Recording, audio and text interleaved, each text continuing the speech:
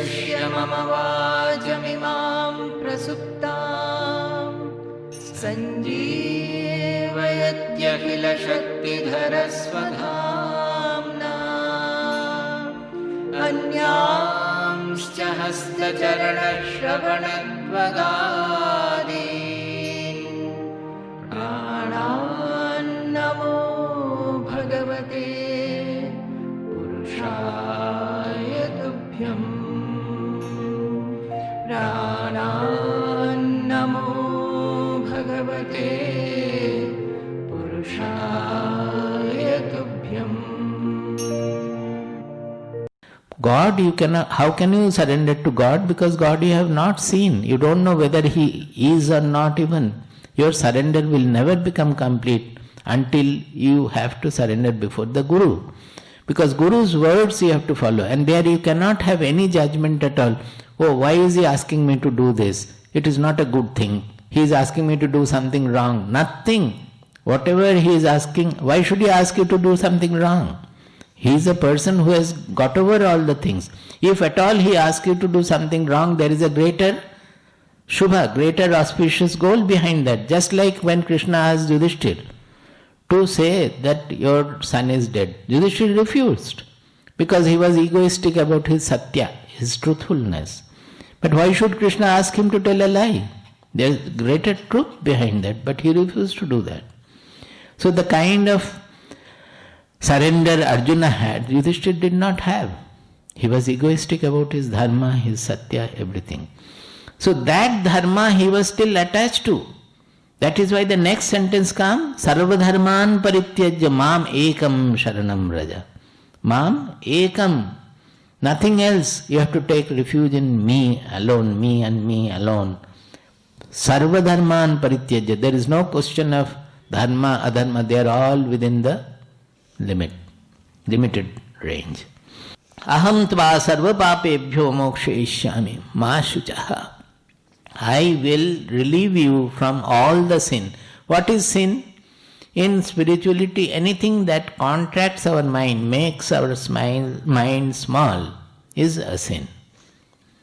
Actually, punya, that virtue we say, punya, papa punya, both are papas in spirituality. Because by doing some punya karma, if you feel more egoistic, I have done a lot of social work, I have established this temple, that temple, these are considered to be punya karma.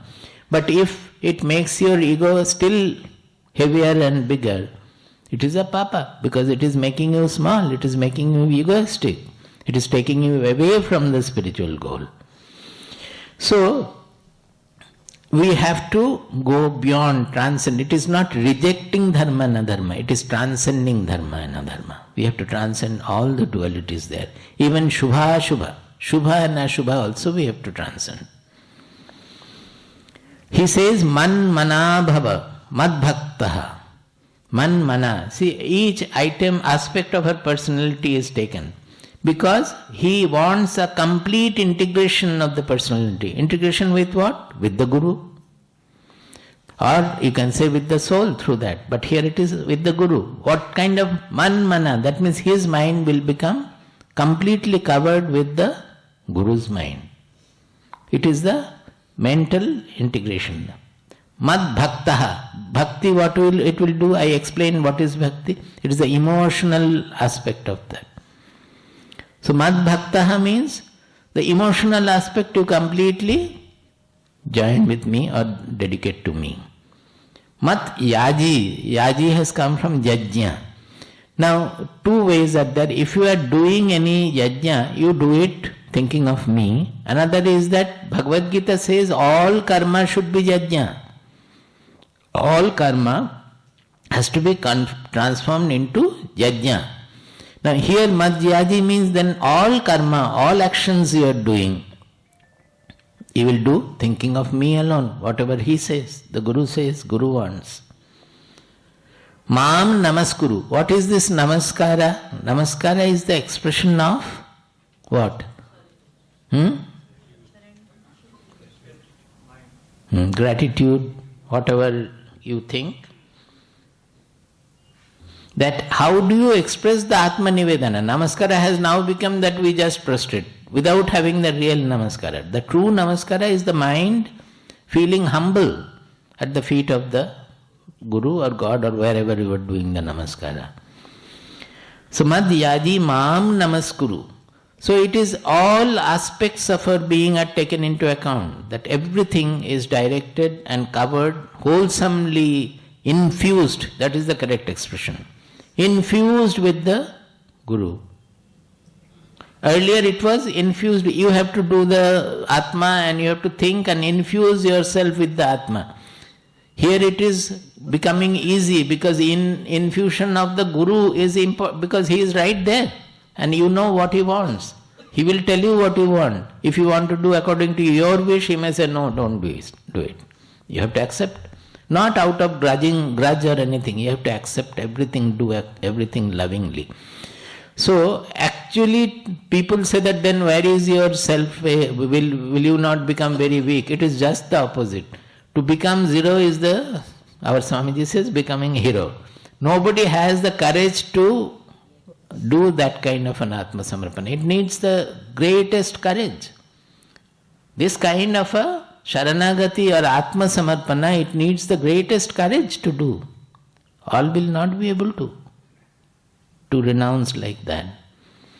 That is why I said in Patanjali Patanjali Sutras also, that after saying it, this has to be done, that has to be done, this is Samadhi, etc., etc., etc., in 23rd Sutra or 24th, he is saying, Ishvara Pranidhanatva. That means you do all these things or simply surrender to the Lord. This is called surrender. Now, Ishvara, whether you can surrender or not, that I have already discussed. Pranidhanat means Prakrishta Rupena Nidhana. That means completely Atma Samarpana. So he says that Manmana Bhava Madbhaktaha Mad Yaji Mam Namaskuru Mam Eva Eshyasi. You will attain me, you will reach me. Reach me means reach the self. He has identified with the self. Satyam te pratijane priyosime. You will definitely reach me. I am promising because you are my beloved priyosime. Pratijane means I am promising that you will reach me by completely doing Atma Samarpana, completely taking my Sharanagati. Sarvadharman parityajya mamekam sharanam raja. Only me you take refuge. Aham tva sarva papebhya. That means all the constriction. What is spirituality? To get over all the constrictions. Vidyate hridaya granthi chidyante sarva samshayaha kshiyante chasya karmani tasmin drishte paravare. Three things happen to our personality when we find the truth everywhere, all around, in the small as well as the big. What happens? Vidyate hridaya granthi. The knots of the ego, they get untied. You can say emotional knots. Ego is an emotional aspect. So the knots which is making us small, making us constricted, we are not happy with ourselves. Emotionally we are not fulfilled. We think that I have to do this, I have to do that. I am not feeling fulfilled. That is an emotional knot. That is the ego. I did this, I did that. If I did something great, I will be elated. If I did something wrong, then I will feel sinful. All these are emotional knots of the ego. As long as the smallness about our identity is there, this will be there. So vidyate hridaya granthi means that emotional feeling of the I is becoming infinite. It is all the knots, all the limitations are gone. Chidyante sarva samshayaha. Next is the intelligential aspect of our being. All the doubts of the intelligence will be gone, will be completely removed, eliminated. Kshiyante chasya karmani. He will not have anything more to do or not to do also, because there won't be any doership in him. The ego of doership will be completely gone. So he will be emotionally fulfilled, he will be intelligentially fulfilled, and he will be fulfilled in doing anything at all. He will be his actions will be the free action of the Lord. He will be unified with the divine will. So he will be always in divinity, whatever he is doing, it will be the divine power working through him. So he will always float in that divinity. Whatever comes to be done, he goes on doing. So that is the sarva papebhyo mokshayishyami, means all these constrictions, all these knots I will remove.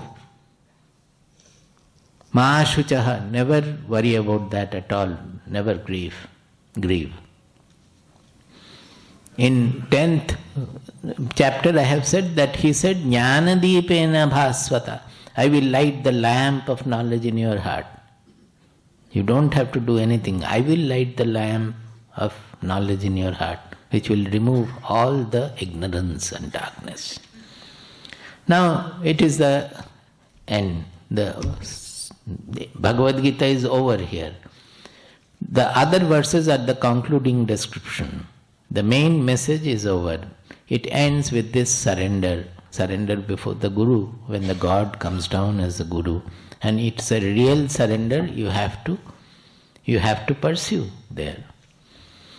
Now he is saying, Idam te na tapaskaya Idam te na tapaskaya na bhaktaya kadachana na bhaktaya kadachana na cha shushrusave vachyam na cha shushrusave vachyam na cha mam yobhyasuyati. na cha mam yobhyasuyati.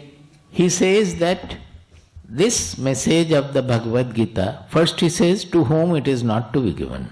Then he says to whom it is to be given. First is the restriction and to whom it is not to be given. He says the atapaskaya, who does not have any austerity. That means he is only indulgent in his senses and all. There is no austerity, I explained. Whatever I want to do, if we restrict, if we discipline it, then it becomes an austerity. Not to be, normally we are born as slave to the objective world. When that slavery is won over and we become victorious over the slavery, then it becomes an austerity. Suppose fasting, because we are always after eating, one day if you fast, it is an austerity. Like that, all austerities are like that. So if somebody does not have any austerity, means he is very much indulgent and there is no tapasya there that he can absorb anything. So you should not tell a person who has not any tapasya, any austerity at all. Abhaktaya, who doesn't have any devotion to the great things, say God or the Shastras or the Guru, whichever, they always negate all these things. Kadachana, never tell to such people. Still another class is there. Nacha ashushushave. Shushusha means two things. One is to sunne ki ichha, that means to eagerness to hear. And ashushusha means they will not listen to. You are often, many of our devotees, they try to pick up people from the suna bahut acha hai, it is very good. They don't want to listen. What can you do? You cannot do anything. Another meaning is shushusha, it is actually listening to the Guru's word or the Shastra's word. So from there it has come to another meaning that those who do not do any seva, any service, that is also called shushusha. That even the service to the patient, we say rogi ki shushusha. So basically it has come from sunne ki ichha, the intention to listen to. If a person doesn't intend to listen to, then it should not be told to him. Then the last one is abhyasuyati, asuya, abhyasuya. Asuya means who belittles. Suppose in Krishna's case, there were Shishupala and others who were always belittling him, Jarasandha and others, that his guna they were not accepting. I have seen in Baba's village when I used to go, that they were trying to decrying Baba's stature, because they were finding in such a remote village, people from all over the world sometimes are coming, meeting, rarely, but still they are coming. So the villagers, some of the villagers developed some asuya. That means, oh, what is this? This person must be attracting people by some wrong method. They will not understand the merit of the person because they don't know what he is. Who will know a jnani? Baba used to say that whenever you have a flame, around the flame there will be a dark shadow. So the people around a jnani will be, so don't come near the jnanis. They will be. So asuya means finding fault in somebody's merit, belittling him, decrying him. So if such people are there, you don't tell this message, give this message to them. Naturally there won't be any effect also. Your strength will be depleted. Ya idam paramam guhyam. I think you have imam, na? Both are correct. Imam. Ya imam paramam guhyam. Ya imam paramam guhyam. Madbhakteshvabhidhasyati. Madbhakteshvabhidhasyati. Bhaktim mai param kritva. Bhaktim mai param kritva. Mame vaishyatya samshayah. Mame vaishyatya samshayah. Ya imam paramam guhyam. He already has said that I have disclosed you the ultimate secret, the last param, supreme secret. One who discloses, explains this supreme, adhyeshyati, abhidhasyati. Abhidhasyati means explains. Vyakhya karna, path karna, vyakhya karna.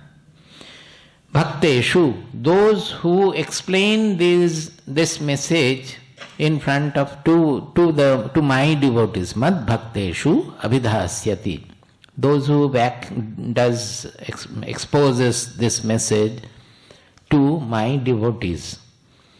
Imam paramam guhyam, this great secret, those who explains and exposes to my devotees. Bhaktimmai param kritva. How? Considering the devotion to me is the supreme in life. That means there is a great underlying truth there. Not to aggrandize his speaking power or his explanation power or his panditya or anything, scholarliness. There, when you are explaining the truth of the message, the secret to the masses, you should do with that supreme devotion to the Lord, not trying to aggrandize your own panditya, your own scholarliness or your power of vyakkhana, which is again ego. Bhaktimmai param kritva. What have they written in the translation? Can you see? It can be explained in another manner also, that Mameva eshyasi asamshaya. That means he will attain the parabhakti and attain me. That is also a meaning. But another meaning is that in his explanation he should highlight the bhakti part of it, not anything else. He should not miss too. Bhaktimmai param kritva mam eva eshyati asamshayah. There is no doubt about it. So he is giving the greatest position to the Mahatma, the people who are explaining this Bhagavad Gita, that means prachara, to the people who have devotion, to them it is great, because how do you look at it, that the whole life will get transformed if you understand this. And a person who is doing this job, will he not be blessed? Nacha tasman manusheshu. Nacha tasman manusheshu. Nacha tasman manusheshu. Kaschin me priyakrittamaha. Kaschin me priyakrittamaha. Bhavita nacha me tasmad. Bhavita nacha me tasmad. Anyah priyataro bhuvi. Anyah priyataro bhuvi. He says that amongst the people, there is nobody else who does something greater than this. Priyakrittamaha. Not only that, there won't be anybody born also in future who will be more beloved to me, who is doing a work which is more beloved to me, which is more loved by me. Nacha tasmat manusheshu kaschin me priya krittamaha. That means who does a more lovable work for, which is more lovable for me. Bhavita nacha me tasmad anyah priyataro bhuvi. And there is nobody else who is going to be born also doing something more lovable for me. That means Krishna is giving the highest certificate to the Vyakhyana of Bhagavad Gita. That is, nobody is there and nobody will be there also.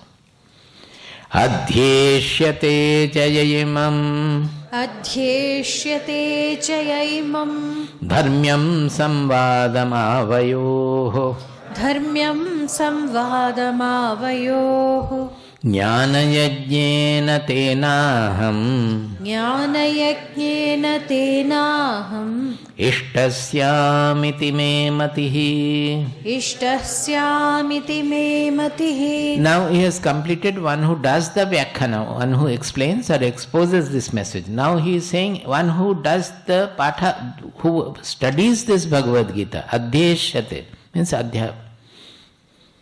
One who studies the Bhagavad Gita, imam dharmyam, dharma, it is not dharmam, it is dharmyam. That which produces dharma is dharmyam. Because dharma is the law of sustenance.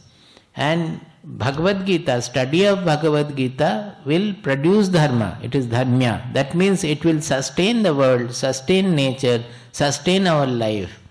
The meaning of dharma is dharma eva hato hanti dharmo rakshati rakshitaha. Dharmo dharayati prajaha. This dharma has come from dharana, that means retaining, preserving. So dharma eva hato hanti dharmo rakshati rakshita means if you protect dharma, then you will be protected by dharma. If you flout dharma, then you will be killed by dharma.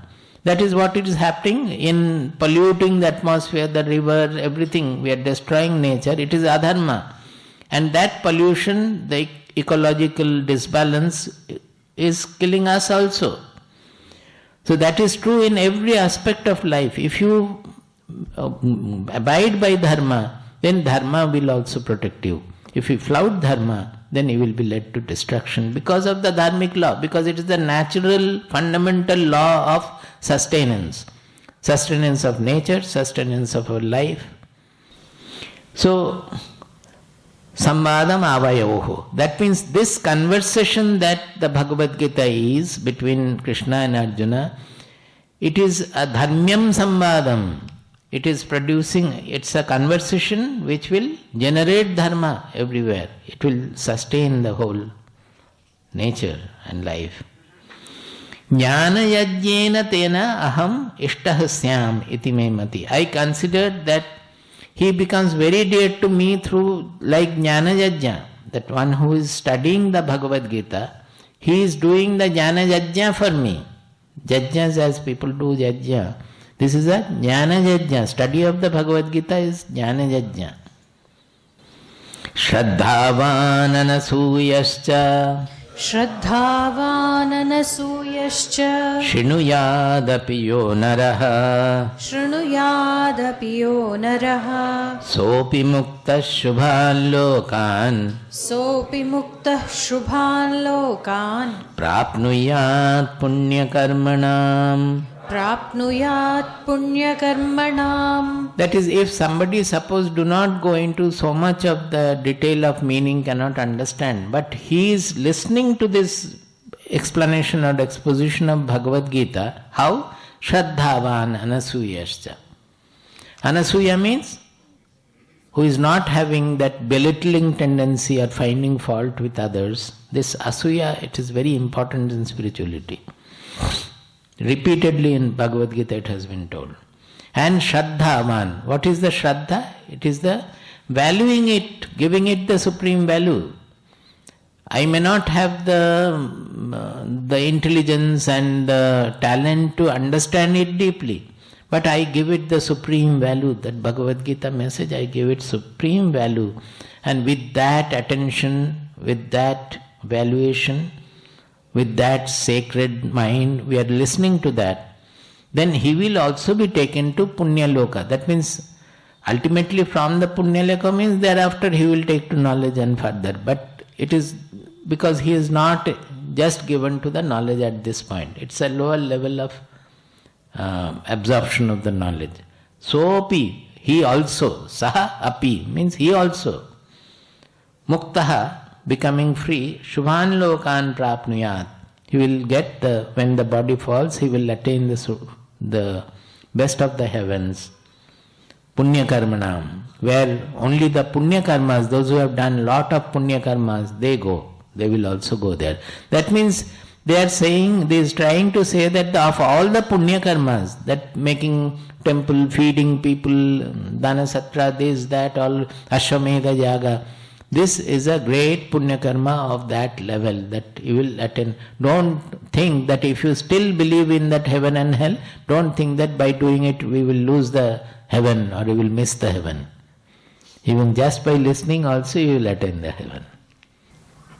But here important is Shraddhavan Anasuyascha Shrunuyadapi. Now, Kacchidetat Shrutam Partha. Kacchidetat Shrutam Partha. Kacchidetat Shrutam Partha. Kacchidetat Shrutam Partha. Tvayaiకాగ్రేణ చేతసా. Tvayaiకాగ్రేణ cetasa. Kachchid ajnana sammohah. Kachchid ajnana sammohah. Kachchid ajnana sammohah. Kachchid ajnana sammohah. Pranashtante Dhananjaya. Dhananjaya. Now at the end he is asking the disciple that, oh Dhananjaya, did you listen to whatever I said with ekagrata, one pointed attention, or did your mind was only occupied by Duryodhana and others? Ekagrena, tvaya ekagrena cetasa. That was your mind concentratedly absorbing what I was speaking? Kachchid ajnana sammohaha pranashtante.